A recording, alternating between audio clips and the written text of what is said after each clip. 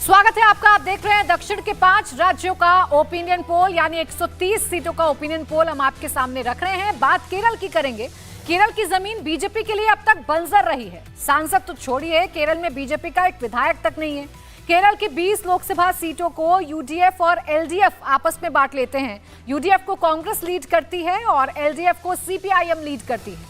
BJP पहली बार केरल की bipolar politics को ट्रायंगुलर पॉलिटिक्स बनाने की कोशिश कर रही है। पहली बार बीजेपी ने अपने मंत्रियों को केरल के चुनावी मैदान में उतारा है। इसका क्या असर हो रहा है, ओपिनियन पोल के नंबर आइए देख लेते हैं। 20 सीटें हैं केरल में और इस बार का ओपिनियन पोल ये कह रहा है कि इन 20 सीटों का जो बंटवारा है वो कुछ इस तरीके से हो सकता है कि बीजेपी केरल में खाता खोल सकती है।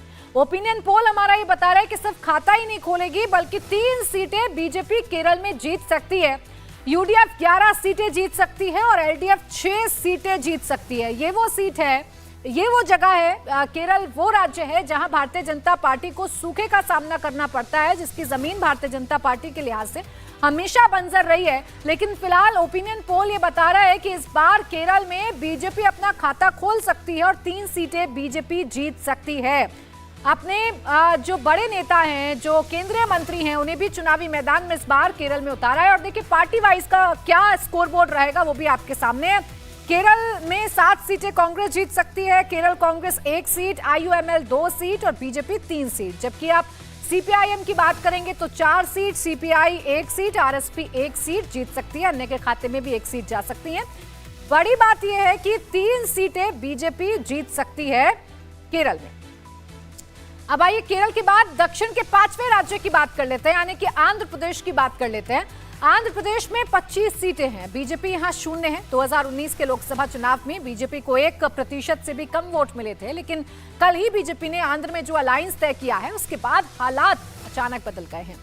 एनडीए अब आंध्र प्रदेश में टॉप पर आ गया है। ओपिनियन पोल के नंबर आप देख लीजिए, आपको समझ में आएगा कि इस अलायंस का एनडीए को क्या फायदा हुआ है। आंध्र प्रदेश की 25 सीटों में टीडीपी, जिसके साथ अब बीजेपी का अलायंस है, 14 सीटें टीडीपी जीत सकती है। वाईएसआर कांग्रेस जो है वो 8 सीटें जीत सकती है। बीजेपी आंध्र प्रदेश में खुद 2 सीटें जीत सकती है। ये फायदा अलायंस का बीजेपी को हो रहा है कि बीजेपी 2 सीटें आंध्र प्रदेश में जीत सकती है, जहां बीजेपी 0 थी 2019 के चुनावों में। कांग्रेस खाता भी नहीं खोल रही है आंध्र प्रदेश में और जनसेना जो साथ में है बीजेपी के, वो 1 सीट जीत सकती है। तो आप अंदाजा लगाइए कि यहां पर अब एनडीए की जो टैली है वो आपको सबसे ऊपर नजर आएगी। कुल 17 सीटें 25 में से एनडीए के खाते में जा सकती हैं। टीडीपी 14 सीटें, वाईएसआर 8 सीटें, बीजेपी 2 सीटें, कांग्रेस का खाता नहीं खुलेगा और जनसेना के खाते में 1 सीट जा सकती है। और देखिए अब जो टैली है वो आपके सामने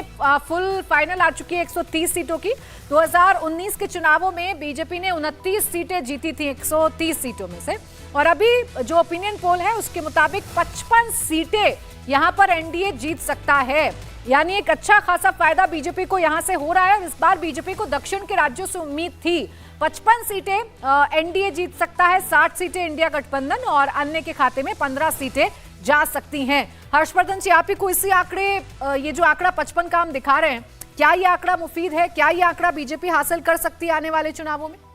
देखिए, मुझे लगता है कि अगर ये 2 राज्य जो हैं, केरल और आंध्र प्रदेश में गठजोड़ हो गया, हालांकि मैं मानता हूं कि बहुत देर से गठजोड़ हुआ, कौन सी रणनीति बना रहे थे, क्या इतना समय लग रहा था, जो चंद्रबाबू नायडू और पवन कल्याण के साथ लगभग ऑब्वियस दिख रहा था कि इसके अलावा कोई और रास्ता नहीं। भारतीय जनता पार्टी तो वहां बहुत ही, मतलब जिसको कहें कि नॉमिनल सी पार्टी रह गई, कोई उसकी हैसियत आंध्र प्रदेश में नहीं।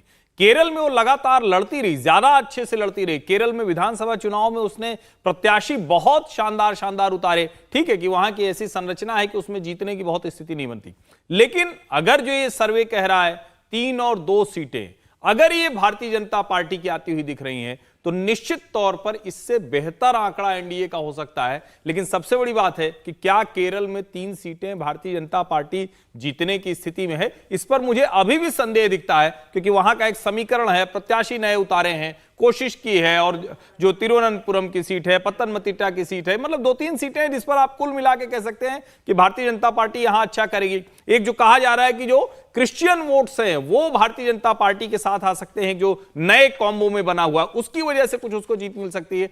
आंध्र प्रदेश में लड़ाई में बहुत देरी की है। क्या नरेंद्र मोदी उस तरह से जगन मोहन रेड्डी की सरकार पर हमलावर हो पाएंगे जो अभी तक नहीं हुए हैं? तो उसका भी परिणाम देखने को मिलेगा। और मुझे लगता है कि मोटा मोटा भारतीय जनता पार्टी का जो प्रदर्शन है पहले के 3 राज्यों में, मुझे भी लगता है ऐसा ही होगा, लेकिन बाद के जो 2 राज्य हैं केरल और आंध्र प्रदेश, मुझे लगता है कि कठिन डगर है, बहुत मुश्किल है। केरल और आंध्र प्रदेश की बात कर रहे हैं, ये वो राज्य है जहां बीजेपी खाता नहीं खोल पाती, और इन राज्यों में हमारा ओपिनियन पोल ये दिखा रहा है कि केरल में बीजेपी 3 सीटें जीत सकती है और आंध्र प्रदेश में बीजेपी 2 सीटें जीत सकती है। अब सुधीर जी, 55 का ओवरऑल आंकड़ा हम 130 सीटों में से दिखा रहे हैं, जिसमें केरल और आंध्र प्रदेश की भी भूमिका है। केरल में क्या आपको लगता है कि 3 सीटें बीजेपी जीत सकती है? ये आंकड़ा रह सकता है बीजेपी का, बढ़ा सकती है या नहीं रहेगा इतना भी? नहीं, 3 तो कुछ थोड़ा सा एग्जैजरेटेड हो जाता है, क्योंकि अगर आप भाजपा के नेताओं से केरल में बात करें तो 3 सीटें हैं जहां पर वो एक तरह से कॉन्टेस्ट में है। तिरुवनंतपुरम, जहां पर उन्होंने राजीव चंद्रशेखर को खड़ा किया है शशि थरूर के खिलाफ, पतनमतिट्टा जहां पर अनिल एंटनी जो कि ए.के. एंटनी के बेटे हैं जो भाजपा में शामिल हुए, वहां पर उन्होंने उनको खड़ा किया है, और तीसरा त्रिशूर जो कि केरल का कल्चरल कैपिटल है, वहां पर एक्टर सुरेश गोपी को खड़ा किया है। इन तीनों जगह पर उनका वो अच्छा मुकाबला कर पाएंगे। लेकिन अगर आप त्रिशूर की बात करें, वहां पर उनका मुकाबला, सुरेश गोपी का मुकाबला पूर्व मुख्यमंत्री करुणाकरण के बेटे मुरलीधरन के साथ है। तो एक तरह से कड़ा मुकाबला रहेगा।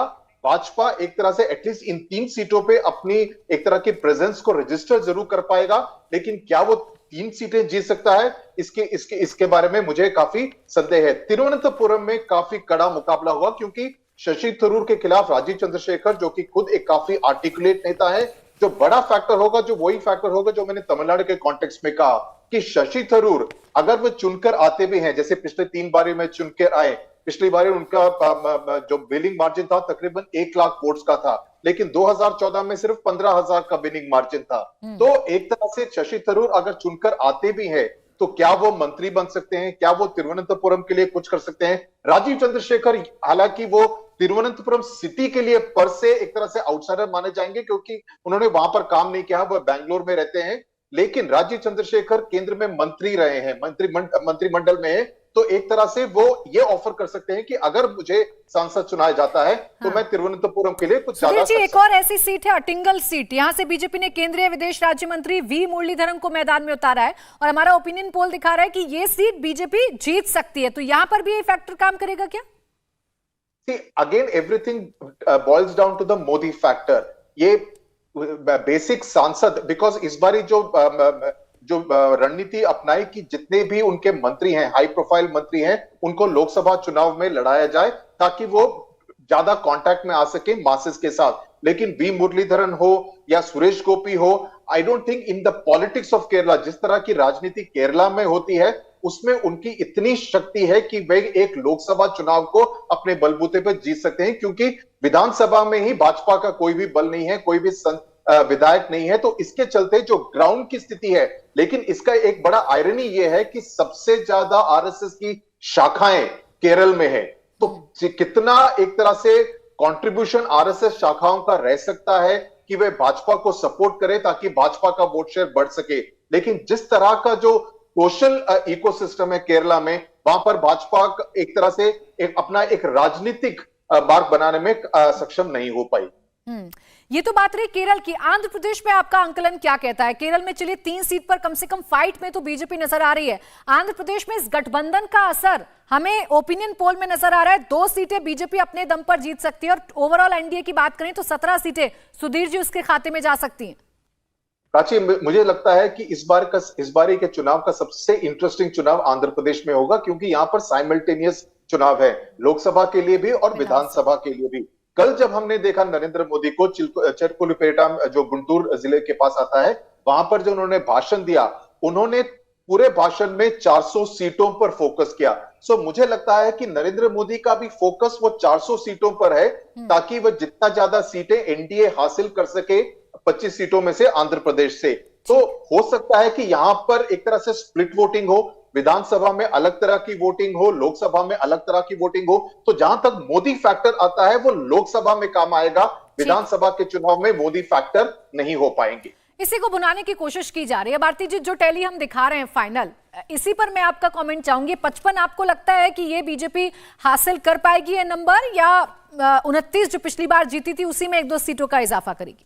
प्राची, मुझे लगता है भारत के इतिहास में ये बहुत ही प्रमुख चुनौती भी है और प्रमुख इलेक्शन भी होगा with respect to South India, क्योंकि जो बीजेपी ने, प्राइम मिनिस्टर मोदी ने इस वक्त इस टाइम पे करके दिखाया है और करने की कोशिश की है पिछले 10 साल में, मुझे नहीं लगता है कि किसी भी प्रधानमंत्री ने या किसी भी पॉलिटिकल पार्टी ने इतना बड़ा चैलेंज एक्सेप्ट किया हो कि जो एक आर्टिफिशियल डिवाइड था नॉर्थ और साउथ के बीच में जो बनाया गया था अंग्रेज़ों के टाइम से और जो कांग्रेस ने कंटिन्यू किया, वो उस जो डिवाइड को ब्रिज करने की का जो अटेम्प्ट है, जो चुनौती स्वीकार की है प्राइम मिनिस्टर मोदी ने, वो सबसे बड़ा मुझे लगता है कि इनको 55 सीटें मिले या नहीं, 60 सीटें मिले या नहीं, लेकिन नेशनल इंटरेस्ट के अगर आप उस पर्सपेक्टिव से देखें तो मुझे लगता है प्राइम मिनिस्टर मोदी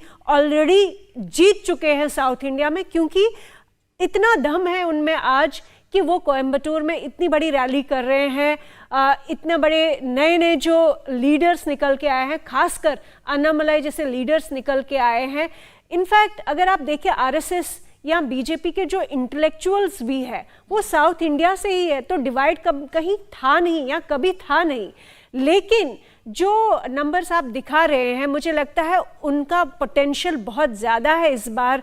ये 55 जो आपने आंकड़ा दिखाया है साउथ इंडिया से, ये पॉसिबल बहुत ज़्यादा है, क्योंकि अगर आप केरला की बात करें या आप आंध्रा की बात करें, तमिलनाडु की बात करें, तेलंगाना, ये जितनी भी स्टेट्स हैं वहाँ पे प्राइम मिनिस्टर मोदी एक तो पर्सनली जितना इंटरेस्ट दिखाया है, और इनफैक्ट पहले भी विजय जी कह रहे थे कि जब नॉर्थ ईस्ट को प्राइम मिनिस्टर ने उठाया था और जिस तरह का फोकस नॉर्थ ईस्ट में दिया, डेवलपमेंट को लेके, फंडिंग करके, यहाँ पर्सनल विजिट्स करके, उसी तरह का इंटरेस्ट जो प्राइम मिनिस्टर दिखा रहे हैं साउथ इंडिया में, मुझे लगता है कि ये पॉसिबल है ये नंबर अचीव करना। और सबसे दूसरी बड़ी बात कि जितने बड़े लीडर साउथ के हैं, लोकल लेवल पे है, असेंबली लेवल पे है, उतने ही बड़े लीडर्स इस कंटेस्ट में लाए जा रहे हैं। बड़े चेहरों को उतारा गया इस बार। बीजेपी की पूरी ये कोशिश है कि दक्षिण भारत में अपने स्कोर बोर्ड को बढ़ाया जाए, अपने स्कोर को 29 से आगे बढ़ाया जाए। 55 का अभी हमारा ये स्कोर बोर्ड बता रहा है, 130 सीटों में से 55 सीटें भारतीय जनता पार्टी यानी कि एनडीए जो है वो जीत सकता है, जिसमें केरल और आंध्र प्रदेश भी शामिल हैं, जहां बीजेपी अपना खाता खोलती हुई नजर आ रही है। बहुत शुक्रिया आपका हर्षवर्धन जी, सुधीर जी और आरती जी हमारे साथ जुड़ने के लिए।